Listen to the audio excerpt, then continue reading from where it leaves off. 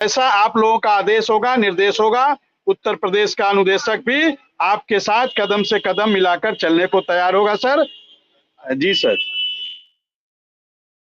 चलिए, आपने बिल्कुल ठीक बात कही कि सबके साथ, सबके संगठन में सम्मिलित होकर ही, सबकी हाँ में हाँ मिलाकर ही एक बड़ी चीज तैयारी की जा सकती है। मनोज जी, क्या संगठन अधिकारियों से बात करेगा? आप भी मौजूद हैं मेरे साथ, विनय जी मौजूद हैं, विक्रम सिंह, क्या आप लोग अधिकारियों से मिलकर इस बाबत बात करेंगे? निश्चित रूप से हम लोग प्रयास करेंगे, लेकिन जो बात करने का तौर तरीका है हमारे परिषद का, वो कुछ अलग है, और उस पर विनय जी बताएंगे कि कौन कैसे बात करता है, किसकी बात दर्ज होती है। हम लोगों की बातें होती हैं, सुनते हैं, सहमत होते हैं, होना चाहिए रहा साहब, आपकी बात सही है, लेकिन हमारी बातें दर्ज नहीं होती, हमारी बातों का कार्यवृत्त जारी नहीं होता। उसके लिए उनके लोग हैं जिनसे वो वार्ता करते हैं, और माना वही जाता है जो बहुमत से होता है। तो 3 संगठनों के अध्यक्ष मंत्री हैं पदेन, और 2 उनके अधिकारी हैं। तो वो एक संगठन किसी को भी मिला लेते हैं, और मिला लेते हैं जब उनको जरूरत होती है। एक तो ऑलरेडी उनसे मिला ही है, तो वो बहुमत से सारे आर्डर पास कर देते हैं। बात तो किया जाएगा,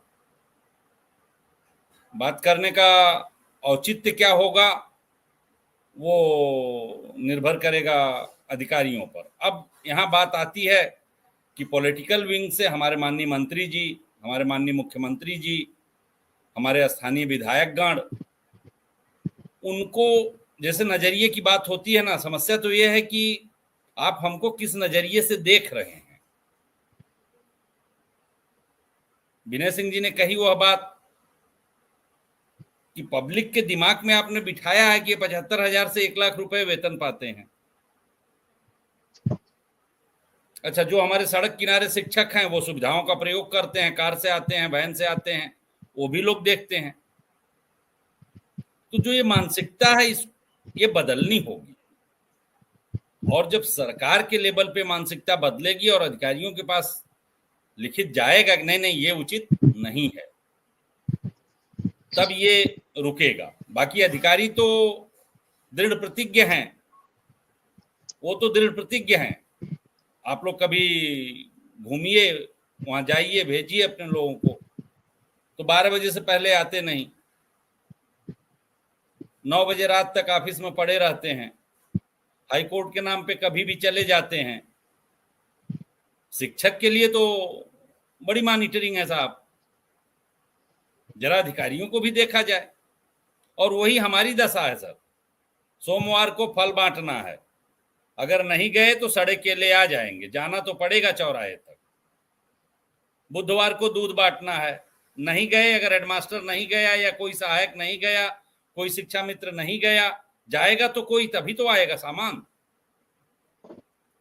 फिर सब्जी है, फिर और कार्यक्रम है, तो ये तो आप खुद ही हमारे ऊपर लाद रखे हैं। उसमें आप कह रहे हैं परिवार सर्वेक्षण भी करना है,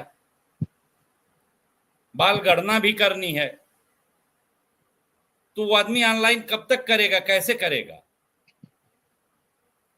उसमें भी आप एक आदेश दे दिए हैं, अव्यवहारिक आदेश, कि सहायक अध्यापक, शिक्षा मित्र या जो भी बीएलओ हैं जिनको परिवार गणना का काम करना है, वो स्कूल के समय के बाद करेंगे। अब ये कौन सी बात होती है? हम 7:30 बजे भाग के आए, 2 बजे तक स्कूल पर रहें, 2 बजे के बाद 5 बजे तक सर्वे करें। तो ये सारे जो आदेश हैं, ये आदेश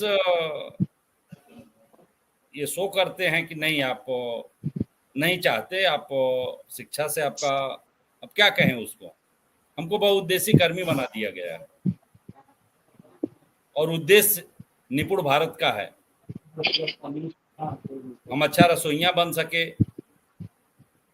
नमस्कार साथियों, स्वागत है आप सभी का आज की इस नई वीडियो में। ये वीडियो आप सभी शिक्षा मित्र साथियों के लिए बेहद ही महत्वपूर्ण होने वाली है। साथियों, इस वीडियो के माध्यम से आप सभी को हाल ही के अंदर की एक महत्वपूर्ण सूचना दरअसल अगर हम बात करें अस्थायीकरण को लेकर सरकार की वास्तविक जो मंशा है, उस मंशा के ऊपर रिसेंट में ही आपके कुछ नेतृत्वकर्ताओं के द्वारा कुछ जानकारियां दी गई हैं। वो जानकारियां आगे प्रॉपर तरीके से आपको वीडियो में देंगे। सभी साथी वीडियो को पूरा देखें। चैनल को अभी तक आपने सब्सक्राइब नहीं किया है, सब्सक्राइब भी करने। अब चलते हैं अपडेट पर। ना हम अच्छा दुधारा बन सके, ना हम अच्छे अध्यापक बन सके। बने भी कुछ दिन प्रयास करके, तो आप चलने नहीं दिए। 3 साल आपका इंग्लिश मीडियम चला। कोरोना के समय में अधिकारियों ने दबाव बनाया और मिल के एकदम चट कर गए। तो आप जो योजनाएं लाते हैं, आप लोग खुद ही ऐसी योजना लाते हैं, आप खुद ही इस तरह से काम करते हैं। पहले आप तय करें कि हमको करना क्या है। हमको एजुकेशन के लिए रखा गया है, प्राथमिक शिक्षा के लिए रखा गया है, कि हमको कुपोषण दूर भगाने के लिए रखा गया है, कि हमको जो है एनीमिया का इलाज करना है, कि हमको गर्मी धूप बढ़ रही है, बारिश आ रही है, तो हमको लोगों को सावधान करना है, सड़क के किनारे मत जाओ, घास में मत जाओ, सांप काट लेगा। हमको करना क्या है, पहले हमको ये तो बताया जाए साहब। तो स्थितियां बहुत विकट हैं मिश्रा जी, और ये एकदम आदेश। राय साहब, मैं आपकी बात से सहमत हूं, लेकिन अभी जो विनय जी कह रहे थे वो बड़ी गंभीर बात है कि सरकार आखिर क्या इतने के बाद भी अपनी आंखें खोलने को तैयार है कि नहीं। कौन लोग हैं जो सरकार को जनहित की बात नहीं बता रहे हैं? कौन लोग हैं जो सामाजिक और सोशल बातों पर चर्चा नहीं कर रहे हैं? या कौन से अधिकारी हैं जो सरकार का सब कुछ डुबोने के लिए बैठे हैं कि बेटा डूब जाओ, खत्म हो जाओ, समाप्त हो जाओ, अपना तो राम ऐसे ही चलेगा। यहां तक ले आए, यहां तक ले आए। अब क्या और चाहते हो विनय जी? लगातार ऐसे तुगलकी फरमानों से क्या लोगों में नाराजगी कम होगी या बढ़ेगी? लोग नाराज होंगे कि नहीं होंगे? लोगों में गुस्सा बढ़ेगा कि नहीं बढ़ेगा? बिल्कुल मिश्रा जी, मैं आपकी बात से पूरी तरह सहमत हूँ। बिल्कुल गुस्सा बढ़ेगा और उसका खामियाजा भी भुगतेगा कौन, ये भी आप जानते हैं। अभी मनोज जी ने एक बात बताई, उनकी बात से मैं पूरी तरह से संतुष्ट हूँ कि वास्तव में हमें रखा किस लिए गया, हमारा काम क्या है। हमें जो अपॉइंटमेंट लेटर मिलता है उसमें क्या लिखा जाता है कि हमें खाना पकवाना है, हमें ड्यूटी भी करनी है, हमें बोर्ड ड्यूटी भी करनी है, या हमें जनगणना भी करनी है, हमें बाल गणना भी। ये क्या लिखा होता है हमें अपॉइंटमेंट लेटर पे? नहीं लिखा होता है। हमारा काम केवल शिक्षा का होता है। जैसे एक बात है कि आखिर ये बातें, ये मानसिकता बदलेगी कैसे? बिल्कुल बदलेगी, मगर वो निर्णय आज के युग में सरकार का कोई भी नुमाइंदा नहीं कर सकता। क्योंकि मैं बहुत बड़े बड़े अधिकारियों से मिला हूं, मंत्रियों से मिला, मैंने एक बात कही और यही बात कही कि जब उन्होंने कहा कि पुराने समय में गुणवत्ता थी, हमने कहा बिल्कुल थी। आज गुणवत्ता नहीं है।